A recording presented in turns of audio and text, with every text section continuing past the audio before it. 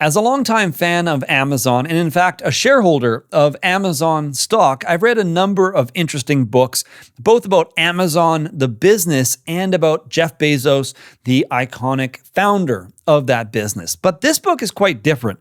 Outside of the introduction by Walter Isaacson, the entire content is made up of the writings and speeches of Jeff Bezos. In fact, a very large portion of the book is made up of annual shareholder letters that Jeff Bezos published for investors, including the very popular 1997 shareholder letter in which Bezos outlined the core principles of Amazon and explained how he felt the business was very different than other businesses in the dot-com boom and just other businesses in general, and how their approach was unique and why certain investors might be interested in their very long-term approach. Now, of course, these shareholder letters are inherently biased. A company is always going to portray what they're doing in the best possible light, and in many cases, they're going to downplay the risk factors or the various things that maybe didn't go as planned or might not in the future go as planned. But even still, with all that considered, it's very interesting to look at a company like Amazon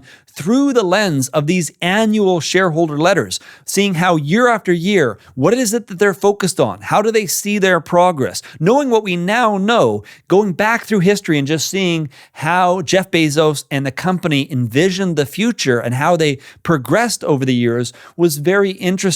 And especially looking at some of the recurring themes, such as Jeff Bezos's day one mentality, how every year they very much focused on this idea of treating today as if it was the first day of the company and all the opportunity was out in front of the company, to never get lazy, to never kind of settle into day two type thinking where you kind of get comfortable, but instead to always be treating the business as the very first day and looking out at the incredible opportunity out in front of it. And other things such as their customer obsession and their focus on making the overall customer experience better year after year. And I love the way that Jeff explains the idea that customers are always dissatisfied. There's always a way to make the experience better and improve it and make it easier, even when the customer doesn't necessarily know that there is room for improvement. And so much of the focus in these shareholder letters, along with talking about strategy, is just reiterating these core principles of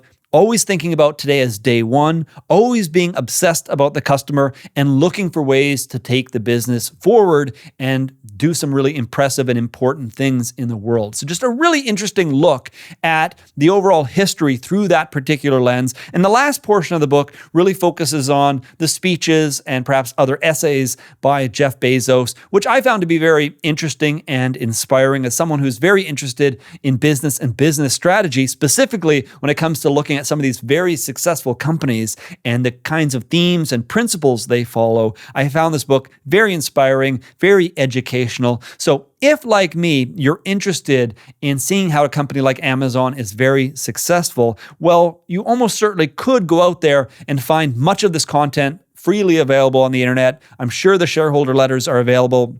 I'm sure many, if not all, of Jeff Bezos' speeches are available. But if you want it all packaged together in one nice and neat collection, then consider picking up a copy of Invent and Wander.